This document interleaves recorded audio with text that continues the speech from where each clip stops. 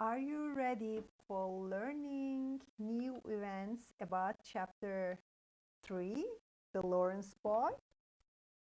Okay, I heard you are saying yes. So let's begin. Let's begin with the third chapter. An invitation to a party. We understood that there was an invitation to a party. Uh, Mac said Mac showed the invitation card excitedly to Joe, and they were invited to a New Year's party at Sally Gardiner's house. Meg was so excited, but Joe seemed a bit sad. There was a problem. They didn't know what to wear. Okay, they wanted to go to party, but they didn't know what to wear. Joe suggested wearing their best cotton dresses. Again, there was a problem with Joe's cloth. Everything was okay with Mac's cloth. It was okay, but the cloth of Joe had a burn and a hole in the back, so she couldn't wear it, she thought. Also, the new ribbon, new slippers, and gloves of Mac were ready. But again, Joe's ones were stained. It means that there was something on it and she couldn't remove it. First of all, they talked about it. After that, they decided to go there. Mac wanted some kills.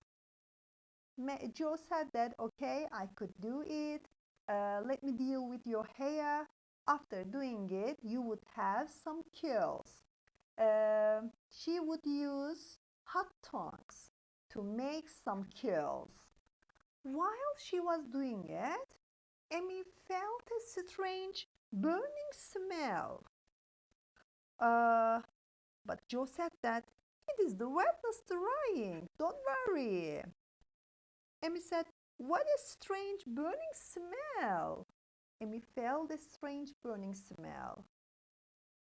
But Joe took the papers off. When Joe took the papers off, the burned hair came off with them. Everyone was shocked. Meg became upset with her hair and she began to cry.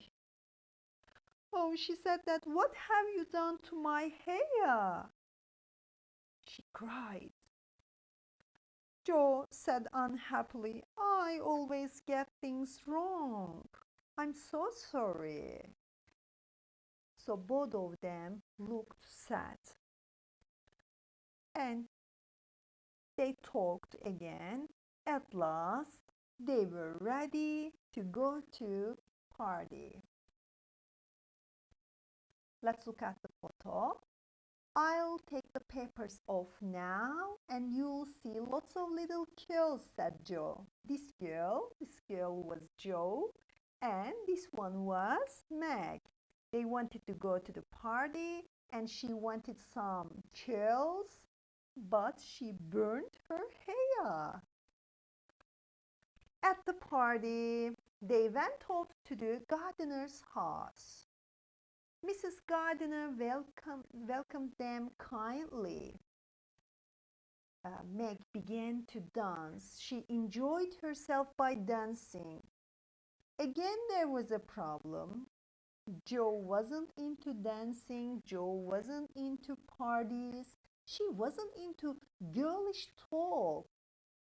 Also, she noticed a big red-haired boy. That boy was coming towards her. What would Joe do? She didn't want to dance with him. She didn't want to talk to him. So she hid herself in a small room. Oh my God, there was another person there. Who was that person? Who was this shy person, let me say? The Lawrence boy. Do you remember the Lawrence boy? He lived in a luxurious house next to the girls. The Lawrence boy was there too. First of all, they began to talk because they knew each other before. So there was no problem to talk to each other. At first, they began to call each other by using their title, like Mr. and Miss. After that, they stopped calling each other with their surname because they thought that there was no need because we knew each other before, so let's call just our names. They stopped calling each other with their surname. Joe learned lots of things about Lauren, and in fact, Joe saw the Lawrence boy before, but she didn't know anything about him. She knew something, but not lots of things, let me say. Joe learned that he had been abroad. He could speak French, and he found Meg pretty because Lawrence boy showed Meg and he said that she was pretty and fresh. They talked about lessons. Oh, the Lawrence boy suggested dancing, but Joe wanted to refuse because there was a problem with her clothes. Do you remember? There was a hole in the bag. Also, there was a burn in the bag. She said that she told a lie. Oh, I had a bad habit of standing near the fire. That's why there was a burn in my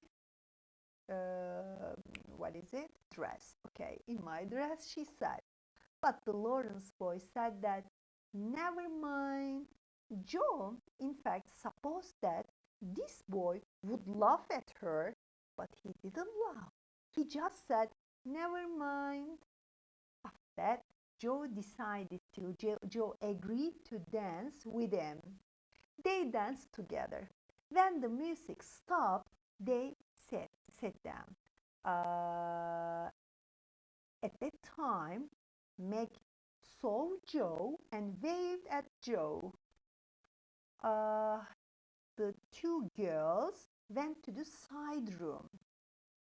Again, there was a problem. Joe understood that Meg turned her foot over and hurt her ankle.